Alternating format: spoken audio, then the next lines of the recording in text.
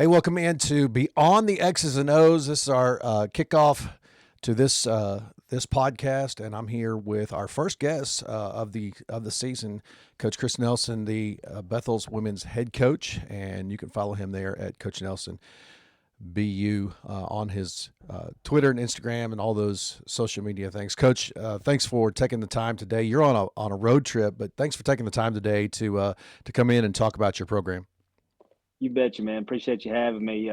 We're in the process of getting the gram up. Our social media guy, who's the best, Emmett Sloan, he always tells me Twitter's dead, but I'm telling you, I'm a believer in X. I use it, so I appreciate you putting that on there as well.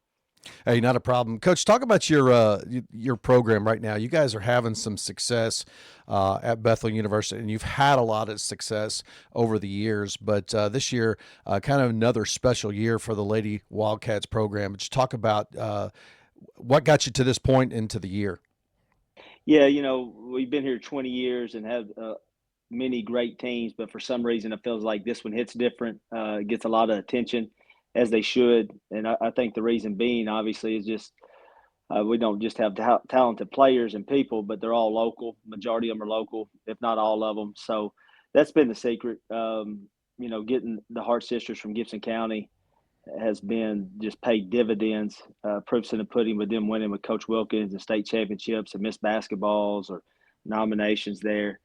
You go McKenzie, Kylie Reynolds, Martin Westview, Alexander, and you go on into Memphis with Briarcrest, our point guard. So and then going to the state tournament, we found our post player MJ Simmons while we were recruiting Kylie Alexander, and she was playing for community in the semifinals. So going into Wayne County with Lauren Bryant, man, we had all over, and then Mickey Buchanan, who's just an unbelievable talent for us, playing out of McCracken County, who also respectfully was in the state championship back-to-back years there in the state of Kentucky. Coach, you have a talented roster, and you just kind of touched on that point of keeping this local talent here. That can be a difficult task for a school like McKenzie or like Bethel in McKenzie, Tennessee, where there's not a lot to offer to these kids to come to that school. What makes you guys so successful in bringing that talent or keeping that talent local? Well, we always tell them it's not where you're at, it's who you're with. So we were going to sell that they were going to be with great teammates, great people. And we've been there 20 years, my wife and I, and we've never been stuck. We've been happy. We've had opportunities sideways or lateral, I guess you could say. But, you look at the crowd we had the other night playing a rival Freed, but it's not just with the rival Freed. You look up and it legit is a packed house, old school like it was all the high school days. These student athletes are used to playing all those programs I just mentioned, are used to playing with a fan base where it means something. You come here, it means something. And that's just something we've built over time because you hit it on the head. It is hard to recruit. It is hard to sell. And at first, when we first started, before anybody truly took us serious, that was a challenge. And then the challenge is also selling the level. Our level is extremely high. I even don't like when people say our level because we have a lot of Division I players in our league. A kid from Georgetown last year had an extra year because the NCAA rules starting in Boston College. Another kid's starting at Purdue Fort Wayne. So we have a lot of Division I talent, so we sort of sell that to them as well. Coach, you talked about the success and the players. Obviously, this is not just a player's game, but you got to have some folks behind the scene. Talk about your support cast there at Bethel and how that kind of relates to the success of this program. Well, our assistant's Reagan Blackbird. She played at Murray State. We recruited her, and so she has that connection with Rochelle and proofs in the pudding with what they're doing in Missouri Valley, winning, going to play Iowa last year. That sort of led us into signing Ada from Murray State to transfer this year. And our assistant's from Covington. She was our point guard, helped us get to the Fab Four last year. And then Kyla Taylor's from Lexington, another assistant. And then my lovely wife, I always joked around. I always thought it was weird that spouses that coach together. Then I looked up. I thought, heck, that's me too. So I hope I'm not weird. But she won state championships with the legendary David Russell and John Wild at Bradford, and then Mark Campbell at Union. So just having her on staff, man, it helps a ton. And also, she actually was able to make the road trip due to snow. She's watching film in another room with the girls right now. So having that support system is tremendous.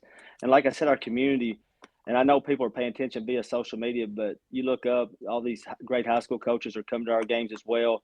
It's just, man, it's a combination of everything, and it's just hard to find that anywhere else right now.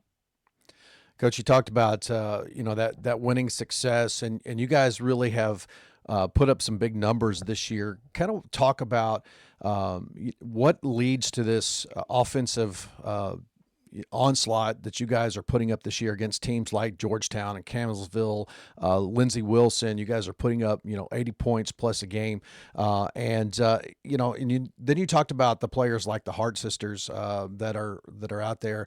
Of course, Micah gets her 1,000 point as a sophomore. That's got to be huge. But how are you able to get these girls that can go out there and put up that kind of numbers on a daily and nightly basis? Well, a couple years ago, I looked up and we'd had some key injuries, and we don't shy away from it. We lost 13 in a row, and we were averaging like 54 points a game. And we looked at the teams over top of the league and said, man, we got to get back up there in the 80s, high 70s.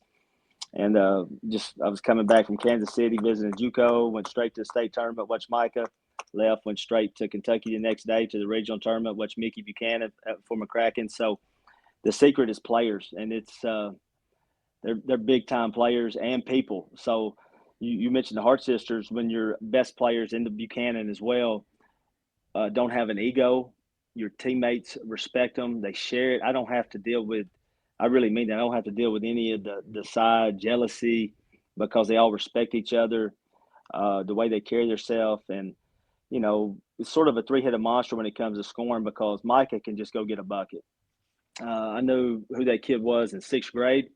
I knew who she was when we recruited her. We got lucky. People missed the boat at a higher level.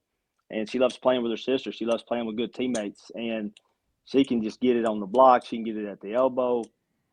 She's just special. She's got that Kobe/Jordan fade. And then if we're on the road like today, we got the opportunity to go to Madison Hart on the block.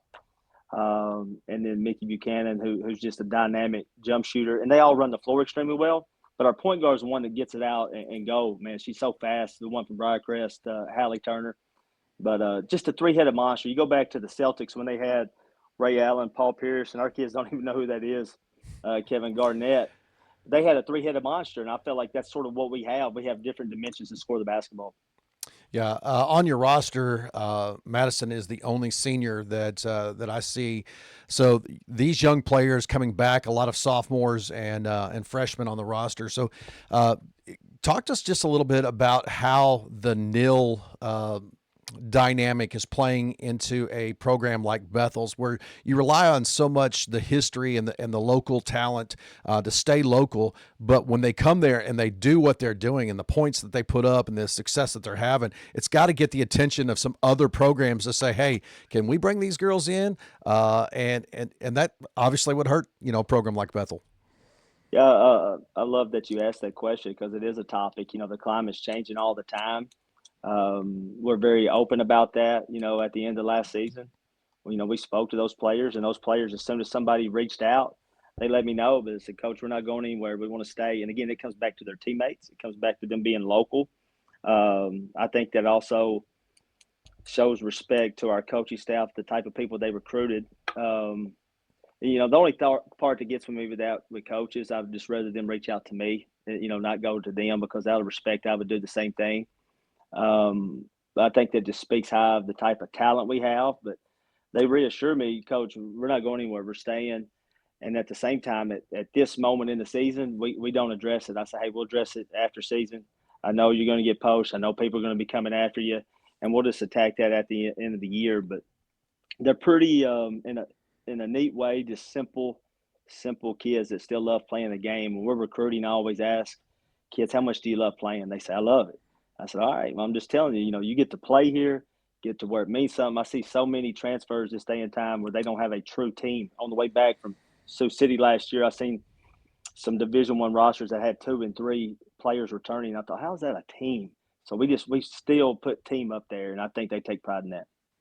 Coach, talk about that team, and man, I really miss the days of Bethel and Freed and Union down here in Jackson, Tennessee, at the old Civic Center here, in the now the Hub City Center for Jackson Madison County Schools. But it's how much do you miss a team like Union being in the conference and in the NAIA and having those battles with Coach Campbell and the Lady Bulldogs?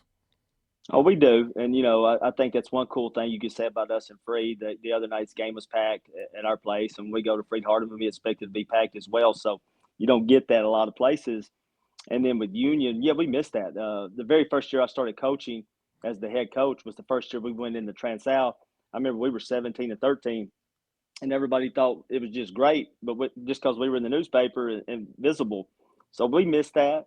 I actually I talked to Coach Blackburn, who's going to take over for Coach Campbell next year. We're working on stuff in the future so we can do that. I just think it's cool for the community to do that because obviously Union's had a lot of local talent as well on into Freed, so it's important, and not just there, but the climate of all smaller schools, it helps budgeting. I mean, that's such a big deal. When we were in the Trans South with Rebecca, Cumberland, Lambeth, Freed, Blue Mountain, and Mark Methodist, so on. That's not a lot of overnights, and it saves a lot of money for smaller schools. Yeah, definitely, and that just to have those type games where you guys are having the success that you are, and obviously the success that Union has built over the years, as well as Freed Hardman. That was a heck of a game the other night that you guys played against Freed Hardman.